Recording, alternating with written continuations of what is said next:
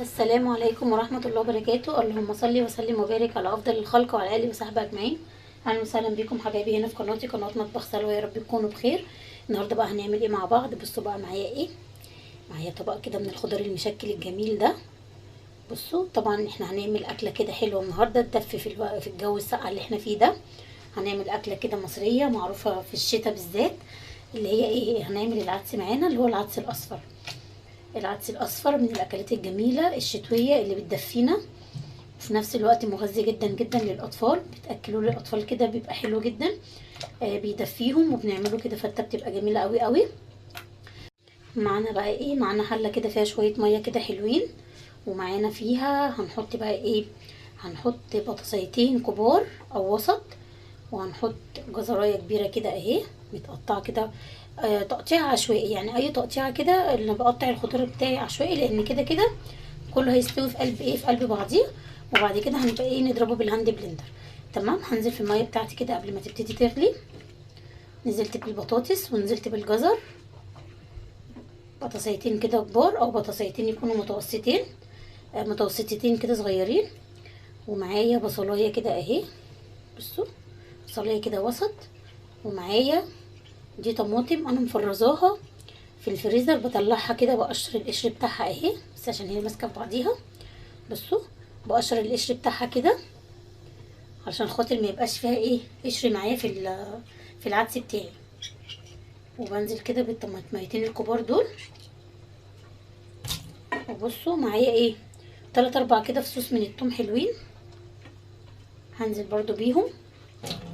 وهسيب بقى الخضار بتاعي ياخد غلوه كده بسيطه، غلوه كده تكون ايه، يعني غلوه كده تكون حلوه كده ومحترمه. وبعد كده هقول لكم بقى هننزل عليه بايه. بصوا هنحط بقى ايه التوابل بتاعتنا اللي هنحطها. هنحط ربع معلقه كده اهي صغيره من الكمون.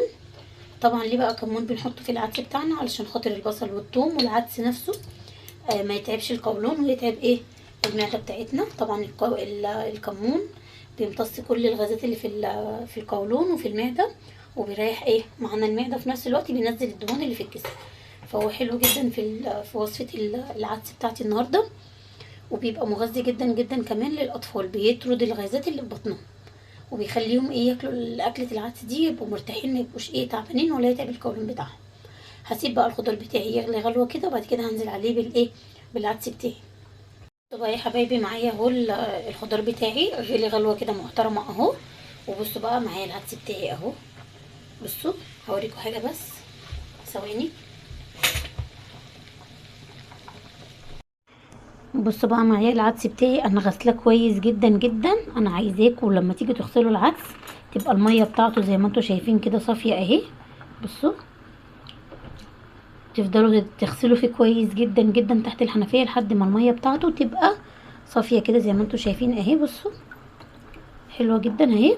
انا كده يبقى العدس بتاعي ايه بالطريقه دي، يبقى اتغسل كويس جدا جدا. يلا بقى نروح نحط مع بعضينا بقى ايه على الخضار بتاعنا. بصوا بقى يا حبايبي هنزل بقى بالايه، بالعدس بتاعي اهو مغسول كويس جدا زي ما وريتكم اهو. هنزل كده كل الكميه بتاعت العدس بتاعتي في الطبق. بصوا انا حاطه هنا قد ايه، انا حاطه هنا ده ربع كيلو عدس، عليه بطاطسيتين يكونوا كبار او ايه، او 2 وسط، حسب ما انتوا بتحبوا ايه البطاطس فيه. ما تخافوش البطاطس مش هيبقى ليه طعم، ولا الخضار ده هيبقى ليه طعم خالص. وطماطميتين كبار، وحاطه جزريه كبيره او جزريتين كده يكونوا متوسطين، وحاطه بصلايه وسط، وثلاث ارباع فصوص توم ما يكونوش كبار قوي.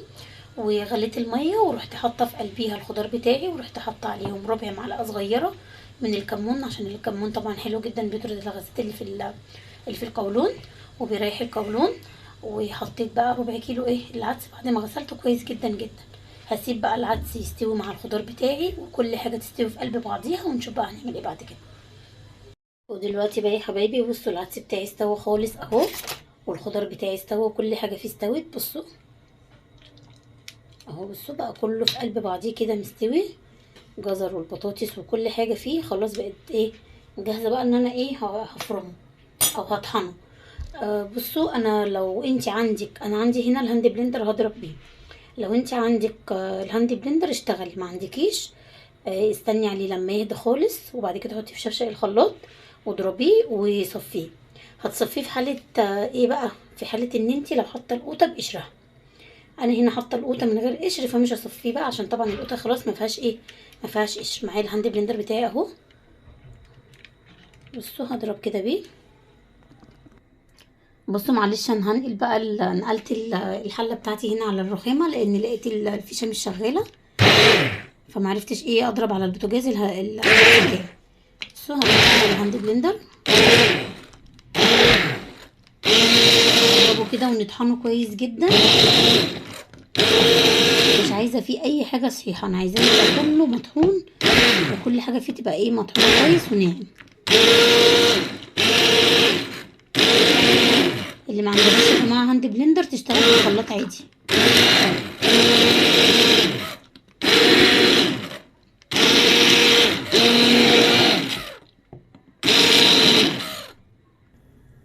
بصوا بقى انا خلاص كده طحنته خلاص بقى ناعم كله اهو. بصوا كله بيوريه، بصوا عامل ازاي ناعم وجميل اهو.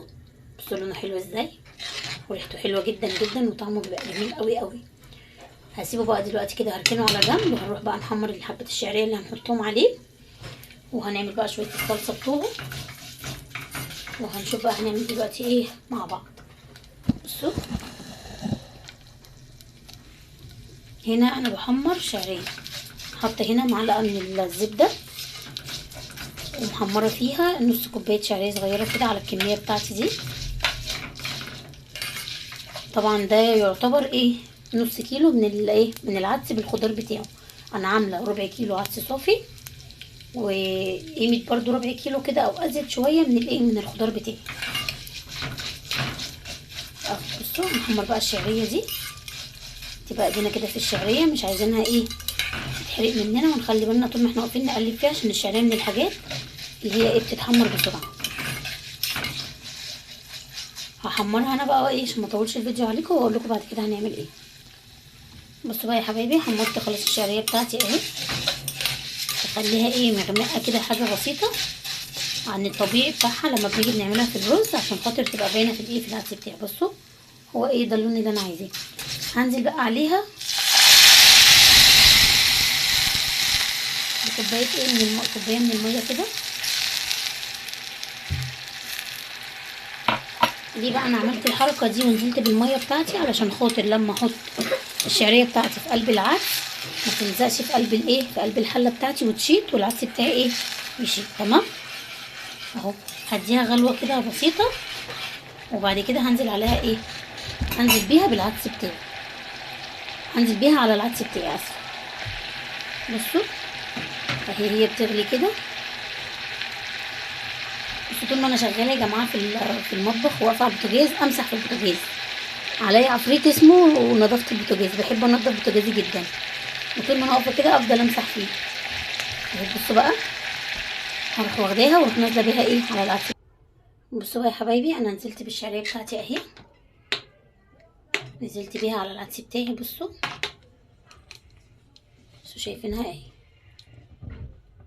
هنزل بقى الملح بتاعي، هظبط الملح بتاعي، هحط معلقه كده حلوه من الملح، معلقه تكون كبيره كده،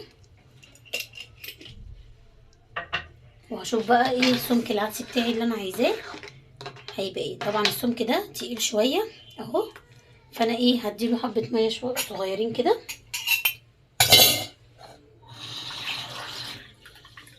بصوا كوبايه الا ايه الا حبه كده عشان بس اساعد ان الشعريه بتاعتي تستوي وهو ايه يبقى سمكه حلو.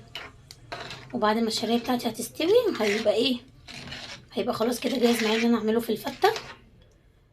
نعمل فته كده ويبقى ممكن برضو يبقى شويه شوربه كده حلوين نشربهم بيدفونا. وهسيبه بقى يغلي غلوه وبعد كده هطفي عليه لما الشعريه بتاعتي تستوي سوا كامل.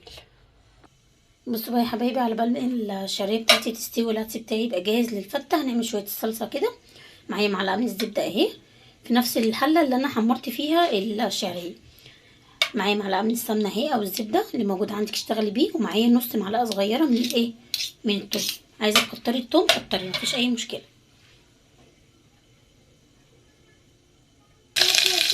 بصوا بصوا بقى يا حبايبي، معايا الثوم اهو بتاعي ابتدى ايه ياخد لون كده وريحته طلعت. انزل بقى عليه بالصلصه، الريحه تحفه، تبقى حلوه جدا جدا. بصوا هقلبها بقى، اديها تقليبه كده حلوه، وهنزل عليها بمعلقه من الخل اهي، معلقه واحده كده كبيره من الخل.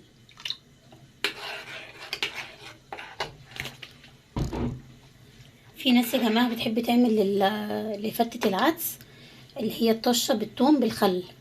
انا بصراحه مش بعملها لان ما بحبش يعني ايه يبقى توم بقى كتير. هو كده كده العدس بتاعنا فيه توم والصلصه فيها توم، فما بحبش ان انا اعمل الخلطه اللي هي بتبقى على الوش او الدقه اللي بتبقى على الوش دي اللي هي الطشه دي.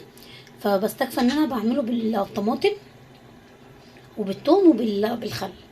هحط بقى عليها التوابل بتاعتي، هشوف بقى نحط عليها ايه.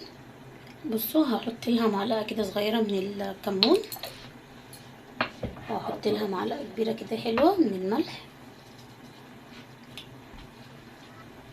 ومعلقه صغننه كده او نص معلقه صغننه كده من السكر، طبعا عشان السكر بيعدل الحموضه. وهقلب بقى. بصوا دي خلاص كده بقى، دي الصلصه بتاعتي الايه فتة العدس بتاعتي خلاص. هسيبها بقى تتسبك، والعدس بتاعي الشعريه بتاعته وتستوي في قلبي. ونشوف بقى هنغرف بقى العدس بتاعنا بعد ما كل حاجه تستوي، هنغرفه ازاي وهنعمل الفته بتاعتنا ازاي. وبصوا بقى دلوقتي يا حبايبي معايا ايه، معايا العيش بتاعي اهو. بصوا متحمص وحلو جدا اهو. دول رغيفين كده عيش، الكميه بقى اللي انتوا ايه بتحبوها او اللي انتوا متعودين عليها. هعمل بقى ايه، انا بحب اعمل الحركه دي لما باجي بعمله او بعمل الفته بتاعت العدس بتاعي او اي فته عموما.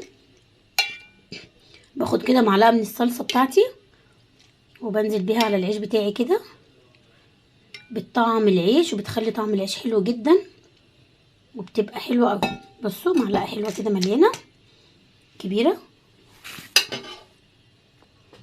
وبعدين بقى هنزل بالعدس بتاعي كده اهو. بصوا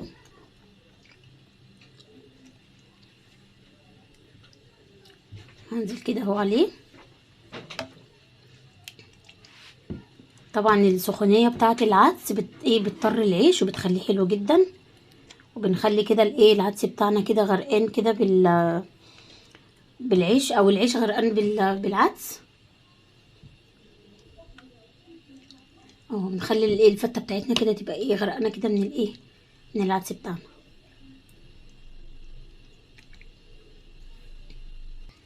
خلاص بقى غرفنا ايه، غرفنا الفته بتاعتنا اهو. حطينا العدس بتاعنا على الايه على العيش.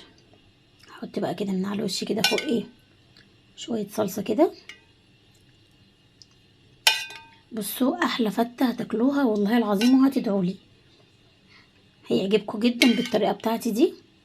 جربوه بس كده وقولي لي ايه رايكم فيه.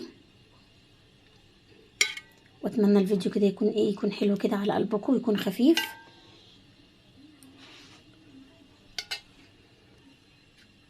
بصوا بقى انا خلاص كده خلصت. غرفت بقى ايه طبقين شوربه كده حلوين، وحطيت بقى على وشهم ايه مكعب كده من الزبده البلدي او السمنه البلدي اللي هي البيضه. بتخليه طعمه في منتهى الجمال. بصوا كأنكم كده يعني ايه بتاكلوا حاجه كده جميله. قولوا لي بقى ايه رايكم في الفيديو. لو عجبكم متنسوش تعملوا لايك للفيديو، اشتراك للقناه، وتفعلوا الجرس وتختاروا الكل عشان يوصل لكم مني كل جديد. واتمنى ان انتوا تجربوا وصفه العدس بتاعتي، هتعجبكم جدا جدا جدا. الحمد لله لله الحمد لما بعمله يعني مفيش حد كله برضو من ايدي غير لما عجبه. بصوا لونه وريحته وطعمه في منتهى الجمال. حته الزبده بقى اللي على الوش دي بتخليه في حته تانية خالص. طبق شوربه كده بتشربيه بيدفيكي وبيغذي، وفي نفس الوقت بيخليكوا ايه حاجه كده يعني بتبقوا مبسوطين كده وانتوا بتاكلوه. حته الزبده دي بتوديه في حته تانية خالص. عايزين بقى ترشوا عليه شويه شطه رشوا، مش عايزين خلاص. عايزين تحطوا معاه بصل اخضر او البصل الاحمر بتاعنا اللي بنطبخ بيه حطوا بصل، بس انا بصراحه مش هحط بصل لان انا مش حابه ان احنا ناكل البصل يعني. فخلينا كده ايه خفيف خفيف. اتمنى بقى الفيديو يكون حلو كده وخفيف على قلبكم، ويكون دفء خفيف على قلبكم، ويكون الفيديو عجبكم وتستفادوا منه. واتمنى ان انتوا تجربوه. واسيبكم في رعاية الله واقول لكم مع السلامة، وما تنسونيش بدعوة حلوة من قلبكم.